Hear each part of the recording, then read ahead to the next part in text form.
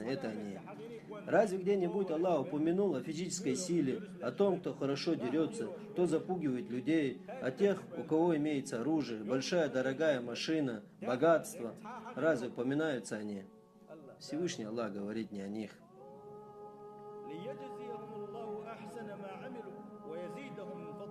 О тех, которые являются богобоязненными, Аллах говорит: за их хорошие деяния я дам им лучшую награду, и воздам я им гораздо больше, чем они заслужили.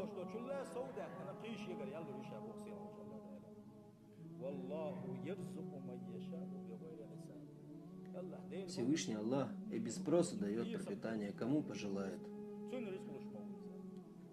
Те, которые думают, если я оставлю работу и пойду в мечеть для поклонения Аллаху, мой бизнес ухудшится и у меня прибыли станет меньше, нет, это неправильное понимание религии. Аллах Всевышний говорит: о люди, ведь пропитание